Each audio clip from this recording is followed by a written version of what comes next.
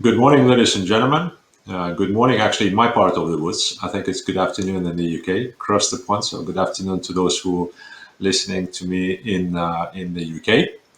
My name is Andrei Kalinichev. I'm director of oil and gas with a company called Dassault Systems, and I'll talk about things that are very close to what we do in our daily lives. I'll talk about oil and gas digital transformation. I'll show you some reusable examples from other industries, what they are doing on this very subject. And I think I'll finish with a practical proposition how we can move forward with respect to implementing the same principles or using these principles in our oil and gas industry. I'll take about a bit less than 20 minutes of your time today, so I'll try to keep it as entertaining as possible. And at the same time, please don't expect it to be a scientific exercise, right? You guys are by far smarter than that. I'll just give you some indications and some reference points, if you want, for future discussion. In fact, that future discussion is exactly the objective of this presentation. Please reach out to us for more conversation, for more information, if you guys are interested in what I'll have to say. Thank you very much for attending. Let's go ahead and get started. So let's define fundamentals first. I always like doing that, so we know what we're going to get. We know how we're going to proceed further. First of all, I will not be driven by the necessity to sell the products of my company, the services of my company to you guys. So no selling today. We'll really try to keep this industry specific rather than trying to pitch you some commercial story today.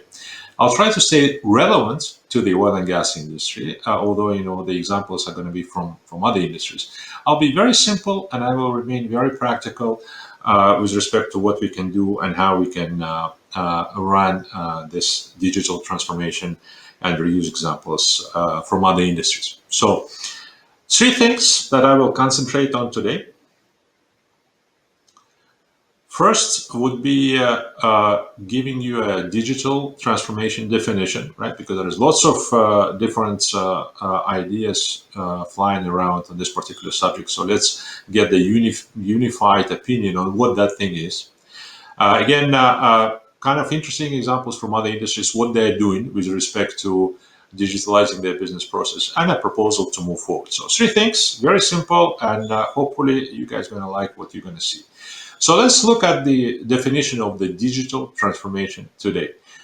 In fact, everything in this world really starts with the defining and modeling of the business process. It would be nice if it was the case indeed, but unfortunately, that's something that is not being looked at to the extent people should look at that. The business process is, of course, supported by functionality in our world, right? There is lots of different applications that enable and fuel different stages of this business process. And of course, there is data, information, and knowledge which supplies data to this functionality, to the applications. And in oil and gas, we've done absolutely wonderful job in specific verticals. Like, for example, if you look at the reservoir science, we have done really fantastic progress, modeling reservoir, simulating reservoir, coming up with all sorts of things that are related to the subsurface science. By far, by the way, more complicated than any of the rocket science and any of those things that we have in other industries, right? So the verticals is where we excel as an industry. We know what we're doing. We deployed a very deep level of technology and science, and we generally are very, very good there. Now, the situation is actually quite different when it comes to running the horizontal things. So, for example, in data, information, and knowledge domain, we still have connectivity issues. In the application world, we still have the integration issues. In the business process, we have the workflows issues. And by the way, all of that leads to the fact that we really don't have an overall holistic is a key word, right?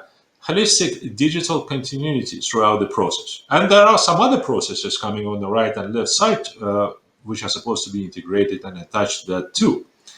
right? But this is where we are. Verticals, we are very good because this is what our comfort zone is, and we have very smart people working on deepening technology, if I may use that word, in those areas, right?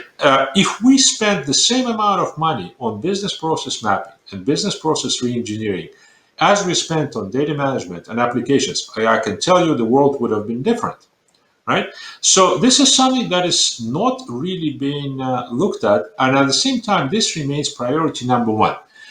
Other industries like manufacturing, automotive, aerospace, nuclear industry as well, construction industry, and so on, they really started looking at business process probably about 15, 20 years ago.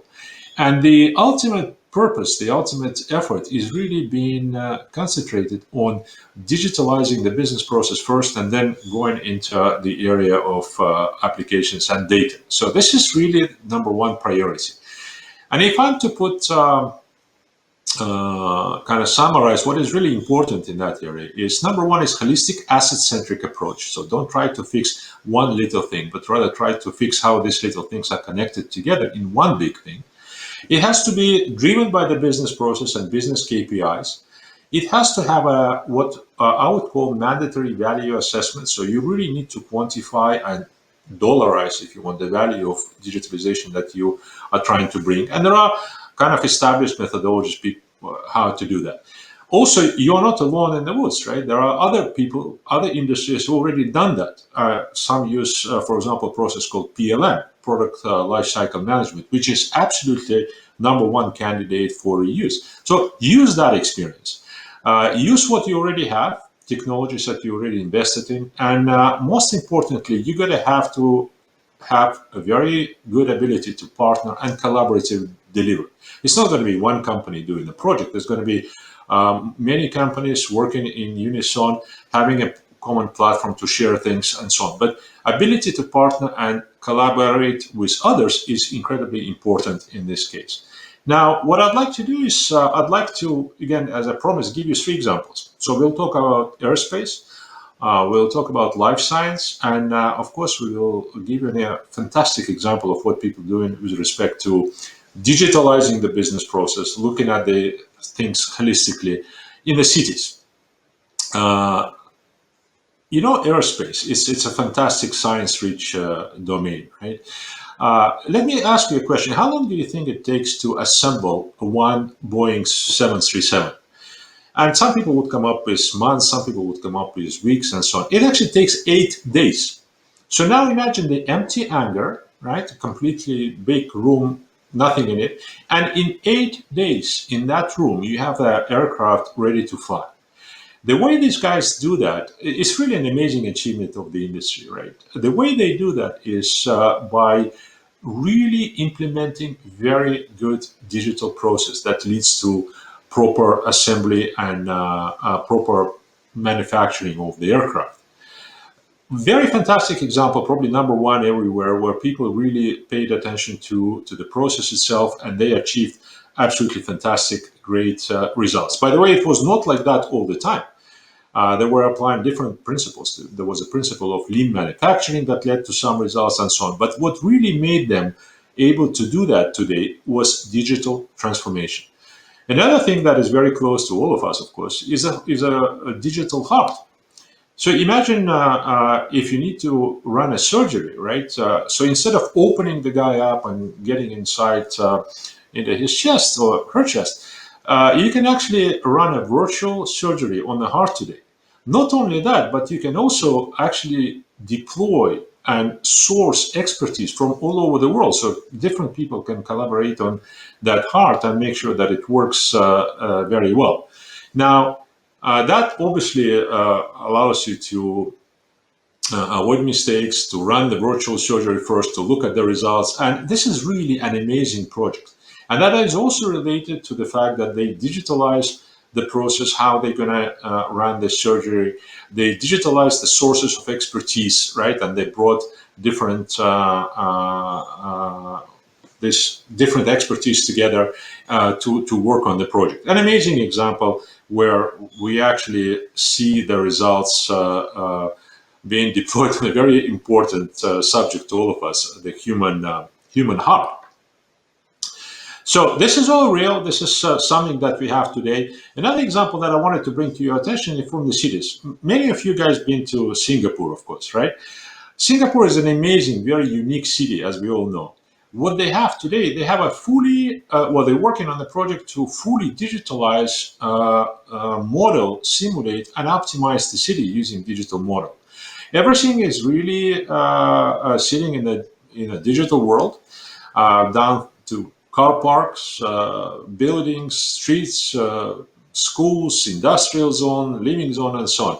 And what you can do, you can not only model the city, because model is okay, you just create a static model, but you can start running simulations. So you say, for example, if I build an industrial zone here, how that is going to make impact on my pollution patterns, how this is going to make impact on what I'm going to do in the future, build, develop the city, and so on. So you look at a variety of different things, variety of different parameters that we have in this model and in the simulations, and you can ultimately build by far better city, right? You can manage the city better, and you can run lots of different simulations, as we can see on the screen right now. So Singapore is really an amazing example where a variety of different companies work together and they put their stuff on the platform to create a virtual city that is easily managed and could be optimized for better living.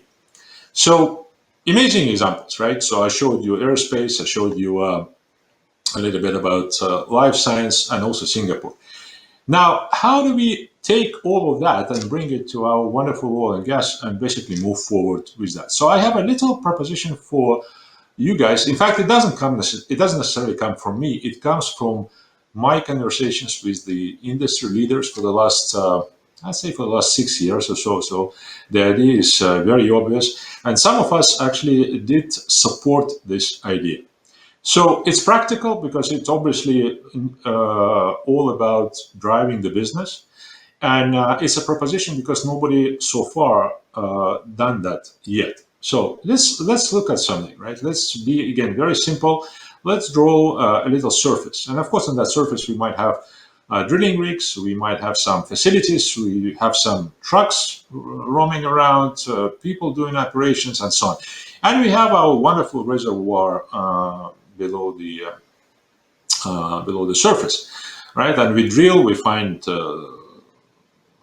sweet spots, and we start producing hydrocarbons, right? Basic stuff. Now, what is amazing here is that we basically have three major components here, if I may compartmentalize it this way. We have surface facilities, right? And it's actually a big business, especially onshore. There are some projects that go up to, I don't know, $5-7 billion, right? We have reservoir, which is a really expensive asset in every oil field because this is something that we invest lots of money in as an industry. And we have operations that serve the humble purpose to make sure that this reservoir produces right. Now, the idea is really to use the same methodology as was used in Singapore, as was used in aerospace, as it's used in many other things, and create a unified oil field management system, which would incorporate all of these three components and concentrate on three things. It will model, it will simulate, and it will offer you an opportunity to optimize the way the oil field works. There's lots of things to say here, and I have lots of examples. In fact, we have an interesting project where we're already doing that, where reservoir is connected science-wise to the facilities capacities on the ground. And we want to really extend that to by far larger assets and by far larger areas. And again, I think these three components, surface, reservoir, and operations, would be the key in this case. So if you guys want to have a conversation on that, I would be very welcome to facilitate that and bring more, of course, science and more details to the discussion. Again, my name is Andrei Kalinichev. I'm director for Upstream Oil and Gas. Right, so please talk to us. Here's my email and phone number. The name of my company, so you don't forget, is Dassault Systems, right? So we are pretty much global company. I think we have presence in more than 100 countries. So headquartered in Paris, France. Talk to us, give us a shout, and we can have more conversations on this topic. Thank you very much for your time, and I appreciate your attention. Thank you.